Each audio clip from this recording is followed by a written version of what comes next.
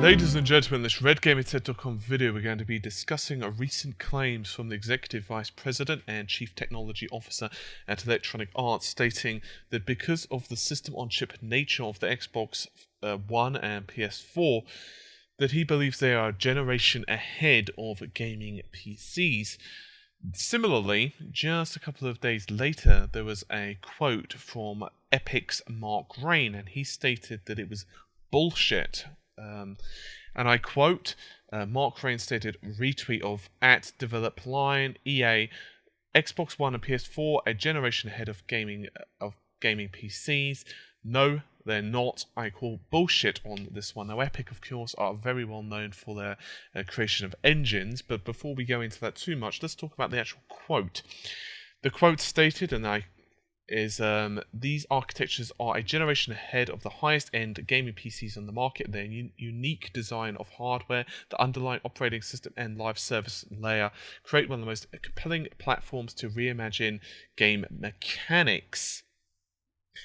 That's a really bold statement. Now, he's also stating that the Ignite engine, and indeed certain functions of the Ignite engine, and indeed certain games on the PC are not going to be using the Ignite engine, which of course is going to be for the next generation of sports games from Electronic Arts. And honestly speaking, I don't agree with EA even slightly on this one.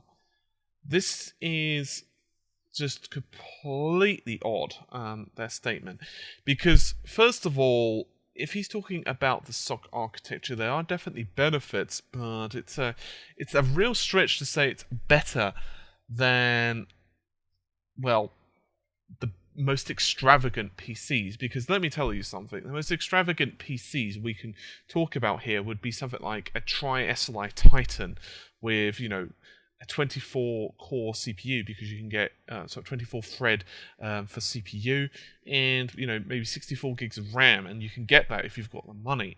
And even if you don't, we can talk about GPUs that have a lot more computing power than the PS4 or Xbox One. So let's go into this a little bit. The first thing that we're going to do is take a look at, well, the other natures of the system. So he's talking about the operating system. Now, the Xbox One, as far as we understand it, has 3 operating systems. Now, the idea behind this, and I can understand it in a way, what he's talking about, because you can go a lot lower, you can access the hardware a lot easier rather than needing to worry so much about Windows, which is a pain in the ass, and there have been statements from Valve and so on that somewhat back this up. And I completely agree. It can be really resource hungry. However, PCs fortunately have more than enough oomph to get around this problem. Now, consoles, of course, have a closed architecture, and a closed architecture nature means it's a lot easier to get the most out of a system. But when he's talking in such absolutes, it just doesn't make sense, because he's stating that the SoC architecture itself is one of the key benefits, and indeed in some ways it is. Now, we all know about the memory bandwidth of the PS4, 176 gigabytes per second, and of course Xbox One has the 68 gigabytes per second from the DDR3 and 102 gigabytes from the ESRAM, and that of course gives you enough memory bandwidth to run the graphics, but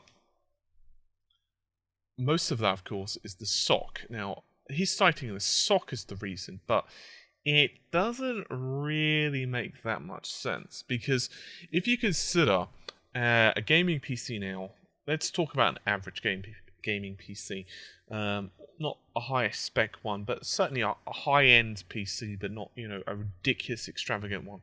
We're talking 8 gigabytes of RAM, which is the same as a console, but we are talking DDR3 RAM. Now, CPUs right now are not utilizing enough memory bandwidth of the main system RAM to warrant going to a higher form of memory, in other words DDR4 or something similar.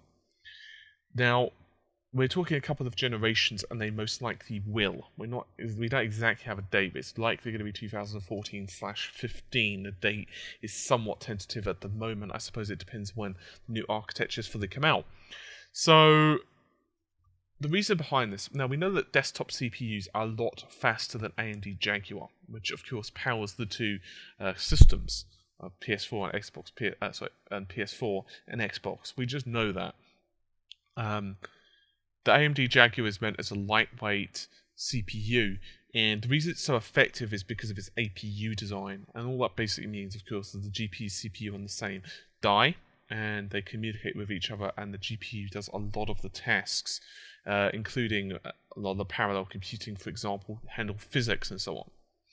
Now, at the moment, 6 of the cores of the PS4 are being used on games, such as Killzone. We know this because there's been a white paper from developers of Killzone, and they were stating that they're using 6 threads, and the PS4 can handle 8 threads. There's 1 hardware thread per core. And the reason they're only using 6 most likely is because we're not really sure about the OS overheads yet, because obviously the PS4 can do a lot more than just play games. So it's most likely it's going to be between 1 to 2 CPUs are reserved for OS functionality, which is fine, fair enough. So in Killzone, it was not really using the compute functionality of the GPU that much. In fact, the only thing they were actually using it for, if I remember correctly, was to reorganize data. So it was basically memory defragmentation. So just basically to organize data into more effectively. So in other words, all of that was running off the CPU, and just the graphics card was doing its thing. So there are a couple of ways that the consoles do, most specifically, might I add, the PS4 has one major advantage in one respect over the PC, and that is that it has more memory bandwidth available to the CPU and so forth. But right now, from the rumors we've heard from developers, the PS4 only needs, it's allocated around 20 gigabytes per second for the CPU. It's more than enough. Even if you're talking about the communications it has with the GPU and everything else, it just doesn't need more than about 20 gigabytes per second, as far as we understand it. So bear in mind, obviously the PS4 designs are not completely finalized, but it makes sense because the AMD Jaguar is not that powerful. The GPU, on the other hand, puts out about 1.84 teraflops of computing power. Now, that sounds a lot, and compared to the Xbox, it is. But let's just talk about the 7970, which is the AMD Radeon HD 7970. You guys can Google the specifications if you don't believe me. It has 32 compute units compared to 18 of the PS4. And that gives you a total of 3.79 teraflops of computing power. That's roughly double. It also does this by increasing the clock speed as well significantly. Now, we're going to be getting into some tech stuff, somewhat anyway. The main reason that he's citing that the PS4 and Xbox One have this benefit is because of the SoC design. Now, in some ways, he's 100% right. It allows the GPU and the CPU to communicate a hell of a lot easier. But in terms of physics tasks, it's not that much of a big deal right now. APUs are what really AMD are banking on.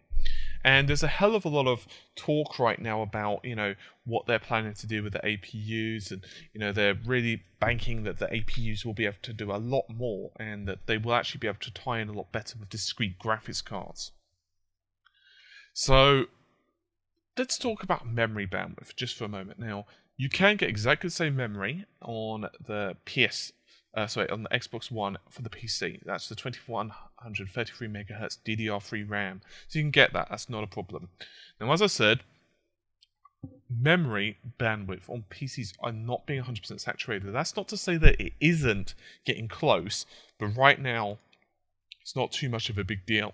This is due to numerous reasons, including a much better streamlining on the way that processors are dealing with things, and so on and so forth. I'm not going to go too much into that, because it's a bit of a lengthy topic and doesn't really need to be discussed too much.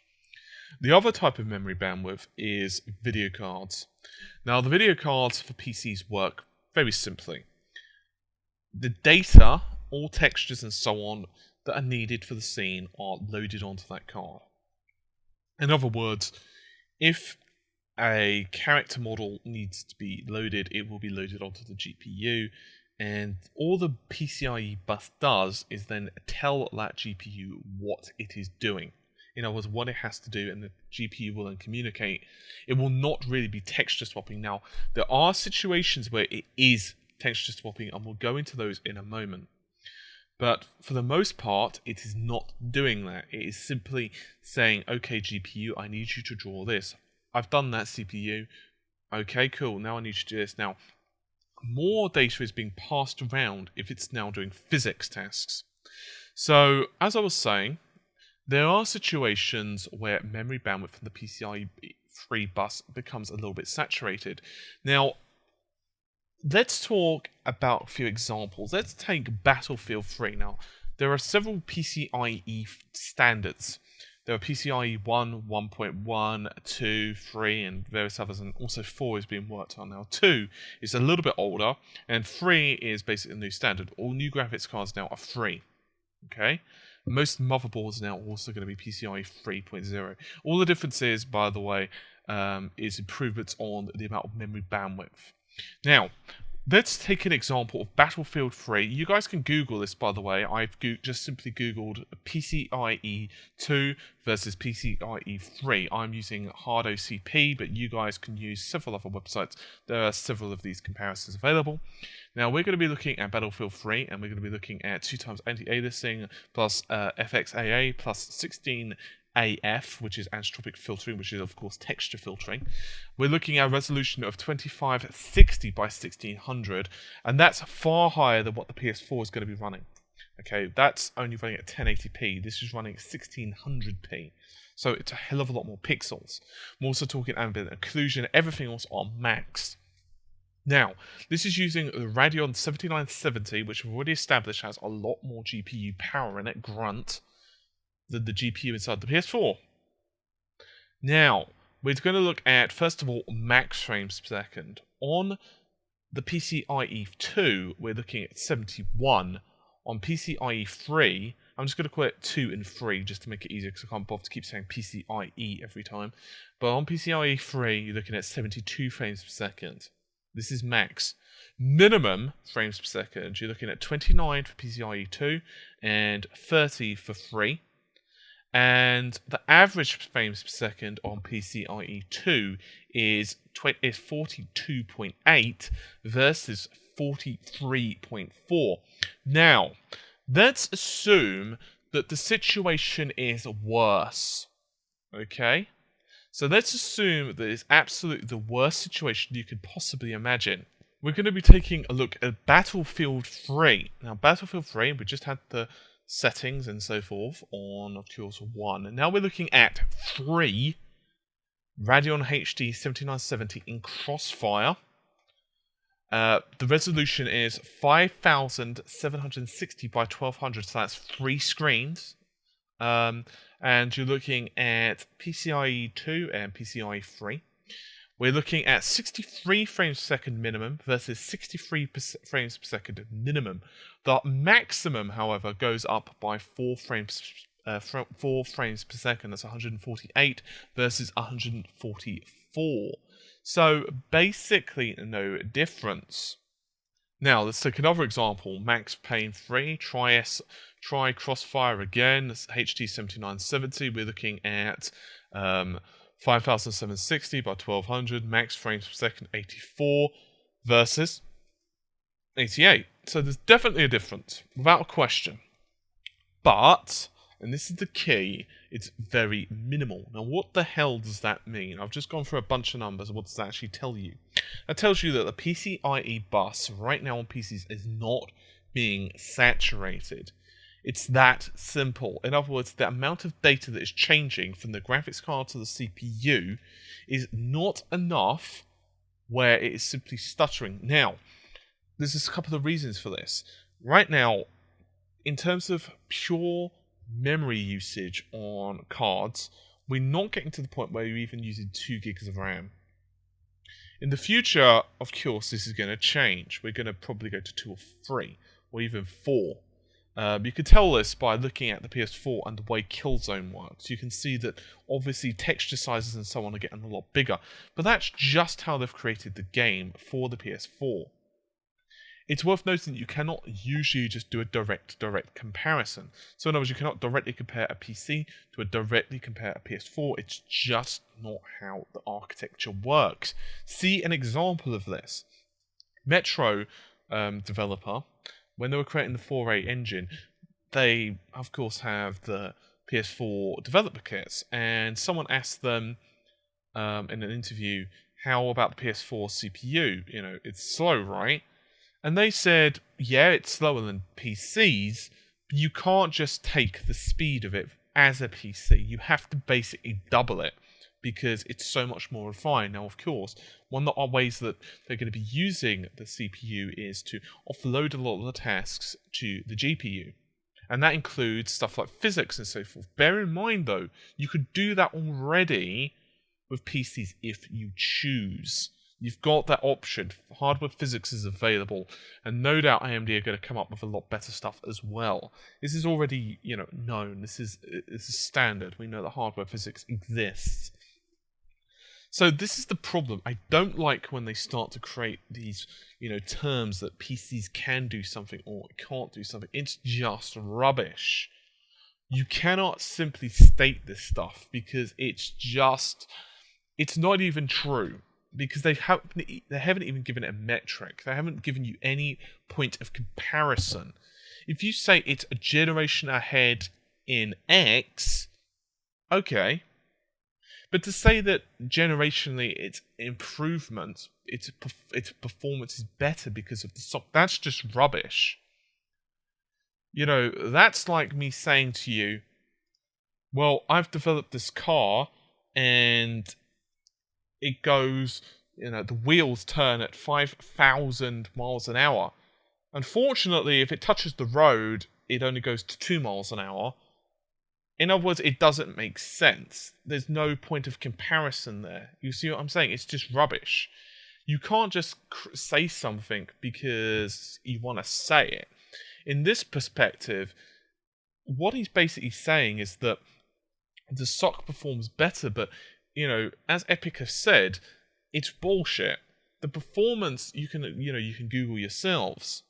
The only way you can really tell the performance of something is on the pure G-flops or computing power that it offers.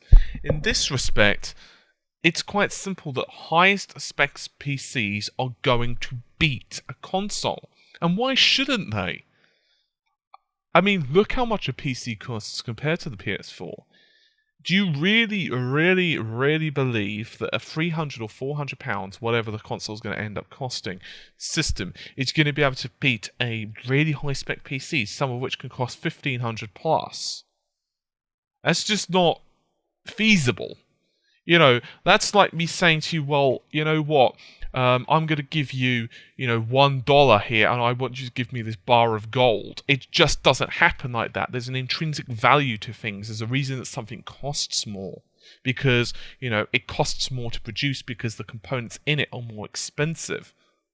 On the other hand, if he'd have said something more like PCs, the average PC, the average customer level PC is a generation behind, I'd have absolutely no problem with that. I'd agree with him until the cows come home.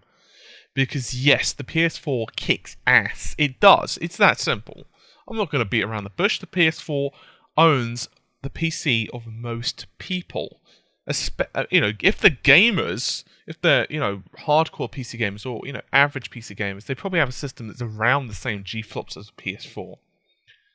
But if they're hardcore PC gamers or they've just recently spent 800, 1,000 or 2,000 on a PC, the PC in terms of raw component power, in terms of processing power, has more. It's just that simple. If you were to look at the Unreal Engine, for example, Epic have been transferring the Unreal Engine to the PS4, and they've had to make some changes for the PS4. Mostly in terms of lighting. I've already done a video on this, so I'm not going to go too much into it, but, they've had to change some lighting around and so forth. Just, also there's an article on RGT as well, that, just to make it work right. And that's not, bad-mouthing the PS4. it's pretty damn impressive that the Unreal Engine could work on the PS4 and they've only had to make a few changes and lower the texture quality here or there. It's very impressive. It really is. And that's, not me just saying they're there to it. It is very impressive. We're talking about a console here that is going to be incredibly awesome when it's released. And as developers get used to it more and more and more, they're certainly going to have to pull more power out of it. But you cannot just say that, it's better. Well, maybe in some ways for your engine because you have developed it for your engine more, but that doesn't really make sense. You know what I'm saying? Give a really bad comparison. If I were to say to you, a motorcycle is a hell of a lot better than a car, it's a generation ahead of a car, and beats cars in every single way, you'd look at me like I was crazy. But then I were to say to you, well, you know what, for what I use it for, the way that I'm designed or where I live, it's a hell of a lot better. Okay, but it doesn't work in every situation, and that's the problem. And even if, I still don't really understand how the engine, they cannot believe that a PC is even. Now, obviously, this is not EA representative as a whole. That is not every single person agreeing with this guy. This is just what this guy said. And, he's in a very high position in the company, but even so, it's really a curious statement. It's been one of those subjects I didn't want to cover, I'll be honest. Not because I, was scared to cover it, or because I didn't know about it, or because I didn't think it would be that big a news or whatever. The reason I didn't want to cover it is because this stuff is really perfect for flame bait. And I like to leave my channel as much as possible. I like to have a view, because obviously that's just crap if you don't have a view or an opinion on something. If you're just reporting the news, then what's the point? But I don't like to come down on stuff. And immediately, as soon as you start to say X, you immediately start to get people who say that's not true. And I'm not going to say that obviously in every single respect I'm 100%, infallible, but you can Google this stuff yourself. On their own official website, you can see AMD specifications. You can see the computational power of the Jaguars in various websites, including my own. I'm going to be doing a lot more analysis on that recently, actually. But it's right there. It's just not meant to. The AMD Jaguar CPU is meant to be for, let's give examples, low-end desktops, notebooks, PDAs, that type of thing. In other words, it's for stuff that doesn't require that much power, and I'm talking about actual wattage here, and it's not supposed to put out much heat. And PS4, Sony have used that architecture to their huge advantage. They've coupled a couple of the modules together, two Jaguar modules together to give 8 cores rather than the 4. I put an APU design, and there you go. They've basically filled the die with as many GCN engines as they can. In the case of the PS4, the Xbox made a bit of a curious decision. You can check that out in another video, which is the PS4 versus Xbox One tech specs on RGT YouTube, or you can check it out a couple of other places as well, including on the website. And it's one of the most popular articles right now, and you can see a complete breakdown of how the PS4 and Xbox One GPUs work. And basically, just to cut a long story short on that, the reason there's 12 GCNs versus 18 of the PS4 is because, well, basically Microsoft decided that they wanted to use DDR3 because they weren't sure about the status of DDR5 in terms of availability, and Sony made a gamble. And so the reason they did that is they used the die, so rather than putting the GCN engines in there, they had to use it for the ESRAM, and they had to use it for the move engines to help move the data around. Sony didn't need the move engines because they've got the GCN cores in there, and they can actually use that compute power to help move around bandwidth as well, to help move around data as well, which is one of the really cool things about it. So yeah, it's, as I said, a really strange statement. There is definitely going to be some major movements in the PC industry, in my opinion. It's going to most likely have either APUs in it as a standard in the future, which are going to work in conjunction, tandem if you will, But for right now, it's not. Now, what about video memory and so forth? Well, video memory on PCs, as you guys know, is 2 to 4 gigs.